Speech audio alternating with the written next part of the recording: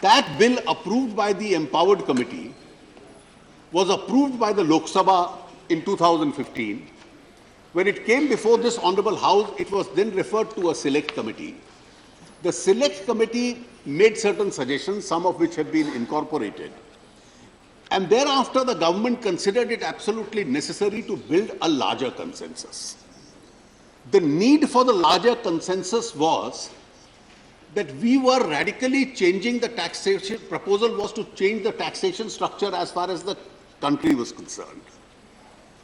Today, within the domain of the union government and the states, there are different categories of taxes which are imposed. These were all intended to be subsumed into the goods and services tax.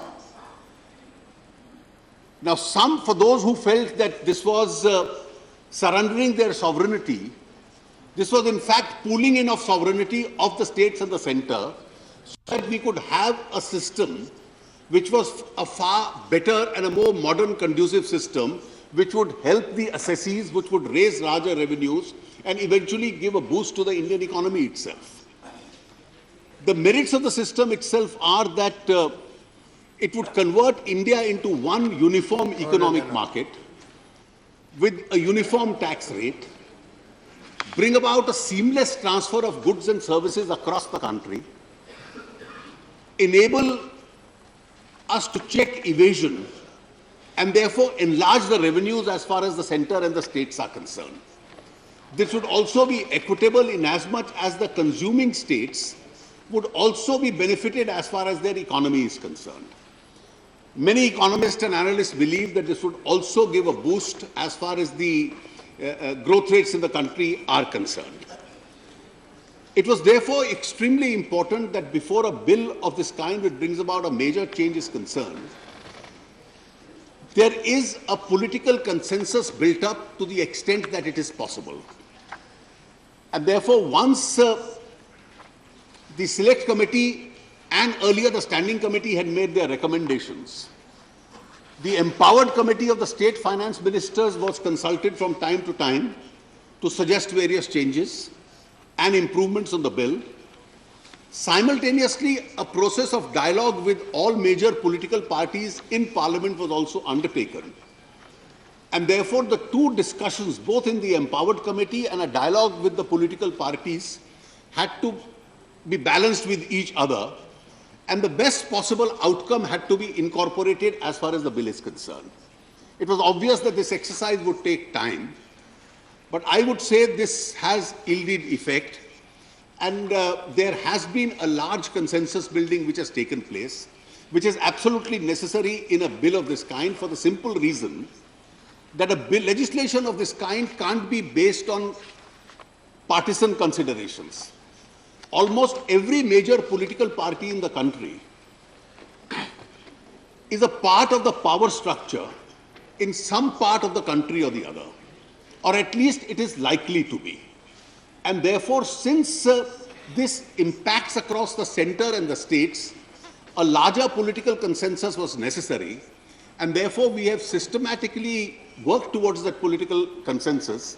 And I'm extremely grateful to all the political parties whose members are present here. I am particularly grateful to Shri Ghulam Nabi Azad, the leader of the opposition, who was a part of the discussions that I had along with his colleagues on this subject, as also various political parties, chief ministers of almost all states, leaders of all political parties whom I discussed this issue with, and the Empowered Committee of the State Finance Ministers, that we've been able to achieve as far as a consensus as it is possible, if not unanimity, as far as the language and the spirit of this legislation is concerned. So the bill seeks to subsume, and I'll answer this, I'm sure the members will reflect on this, and if there are issues raised, I'll answer it in the reply. Various taxes as far as the central government are concerned and the state governments are concerned into a uniform goods and services tax. As a part of the consensus, the state strongly felt that alcohol had to be kept out. Many states felt that petroleum products be kept out. So the arrangement that has been made is that alcohol is not a part, at least portable, consumable alcohol is not a part of the GST. Technically, petroleum products are, but they are being zero rated. They will be brought within the taxation structure only once the empowered committee, which will subsequently convert itself along with the union government into the GST Council itself, gives an approval to the idea. So the whole concept of the GST Council is Indian federalism at play in the best possible mode. 2/3 of the voting power in the GST Council belongs to the states. 1/3 of the voting power in the GST Council belongs to the center. The votes required to settle a particular issue are 3/4. And therefore, necessarily the GST Council has to work under a particular consensus. And therefore, the center and the states will have to work together.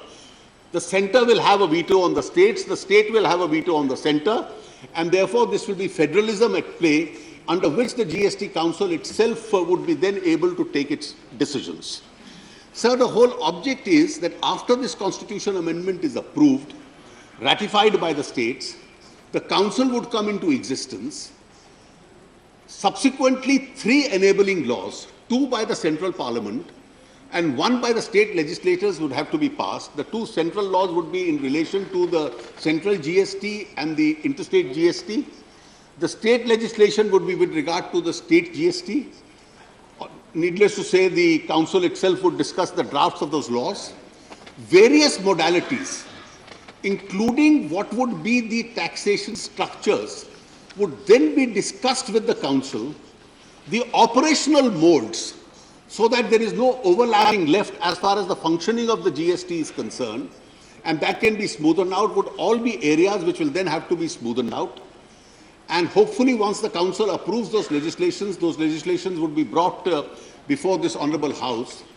Parallelly, the IT backbone, which is required to support the GST network, is also being prepared. It's at reasonably advanced stages.